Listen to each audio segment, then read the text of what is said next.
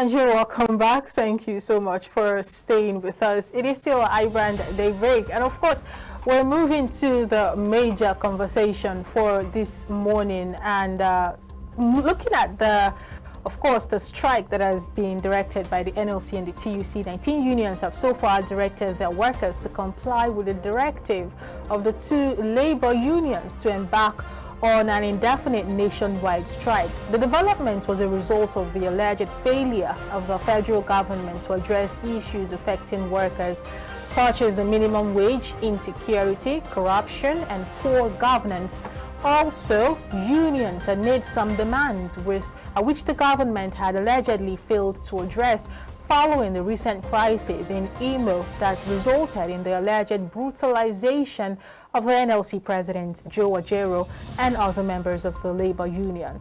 The Academic Staff Union of Universities on Monday directed all zonal coordinators and chairpersons of the union to instruct their members to embark on the nationwide strike in line with the directive from the Nigeria Labour Congress and the Trade Union Congress. This is what we're going to be looking at this morning, and we're being joined by Mr. Matthew Oluko to have this conversation. Good morning, Mr. Matthew. Thank you for joining us. Good morning. Thank you for having me.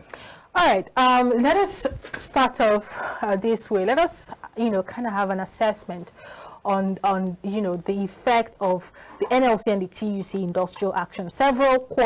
Reports from several quarters have come out to say that this is not the right time to go on such a strike. I mean, indefinite, shutting down almost all sectors of the economy, because, there are workers all over, and these people are supposed to be under the NLC. Seeing the realities that we already have to deal with as a country, the fact that the economy is wobbly, and several other very burning issues, is it now the right time to go on an indefinite strike? Do you agree with these quarters?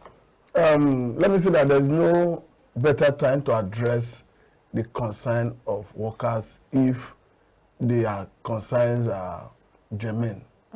For me, I think what Labour is asking for is not too much. And I think it behoves on the government to urgently and quickly address it. So as for the timing, I don't expect this strike to last so long. So for me, there's nothing like timing. Because if you fail to address it, it may have a ripple effect. When you say you don't expect it to last so long, what do you mean by that? And why? Because if it is effective, the government will not want the economy, the country to be shut down for so long. Most especially as the demand of the labor is not what will take government time to address. Okay, reports this morning from major newspapers this morning are showing that even down to the National Assembly quarters are shut down. People in the finance sector, banks are shut down. Schools are joining as well, even though the conversation around schools and ASU is another kettle of fish that I would like to discuss separately. But over 19 sectors, 19 unions have decided to, ask their members to shut down and join the indefinite strike. And of course, we've not been able to be concrete on the fact that the TCN has joined or not. And of course, why, if that is the reason some quarters, some places in the country do not have light from yesterday, by the time we confirm that, then we'll decide if they've joined or not. But as it is going, there's been a great level of compliance as against what we've seen in the past. For every other time that the NLC has decided to go on strike, let me say from about a year ago till now, this has been the highest level of compliance that we have seen in several states, especially down to the east and some places in the west as well, recorded great level of compliance. Seeing that and judging it from where we're coming from, with compliance, with strikes, do you really think that this is the time and it is taking effect?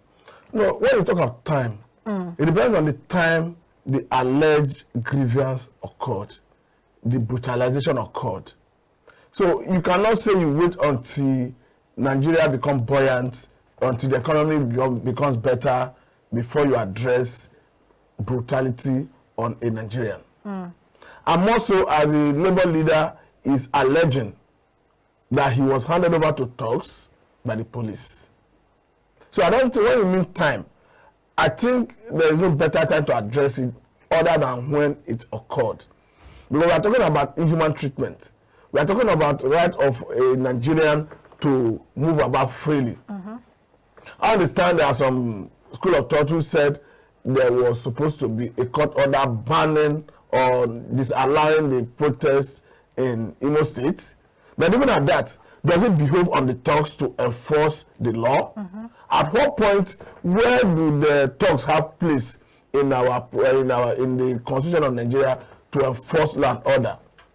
And the issue of whether the man was handed over to talks by the police have not been addressed. Police have not come out to address that allegation.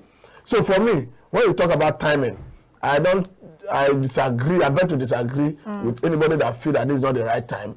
I think the government should do the needful. And the needful is not far-fetched. Labour is saying, one, identify those stocks and prosecute them. To the point that they even mention a political talk who perhaps may be their leader.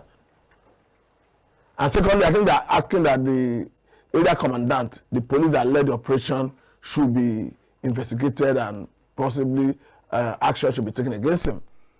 And so for me, I don't think all this will take government time to address. I understand that the Commissioner of Police in that state have been deployed. And if you look at what transpired during that obstacle election, the deployment affected almost all the 3 states where we had that obstacle election. So to that extent, you may not say whether what the IG did was in addressing the concern of labor, but somehow the commissioner have been redeployed. So to an extent, we say government have addressed one of their demands. But to say they should tarry. Because we are looking at high-handedness on the part of police. Though police have not been directly accused, the only accusation is that Ajaero is saying that he was handed over to talks by the police. That police have to come out to clarify whether actually that is what transpired, and if that is not what transpired, they should set this record straight. All right. So your submissions are quite, very fantastic, and of course, are the demands of Nigerian workers very important? Of course, they are. Are we saying here that the assault made on Ajaero was right? Certainly not. But of course, in conflict resolution, we understand that there are 2 types of conflict, negative and positive. So of course, this particular move by Labour to go on an indefinite strike supposedly is a positive one because it will yield result by the time government sees that the economy is shut down. But the question is, should shutting down the economy be the only avenue to be explored? But let me quickly, even with what your colleague asked the other time about TCN, Transmission Company of Nigeria, joining the strike, I think I read about the statement that was attributed to the TUC President, that they are sensitive to the plight of Nigerians, that even as they are on strike, they will allow their union members and affiliates who are running essential services to be operational. I think that best explains the reason we saw after TCN made its pronouncement that they were to shut national grid. They later came back to say no, they were not shutting it again. So I think it's to that extent.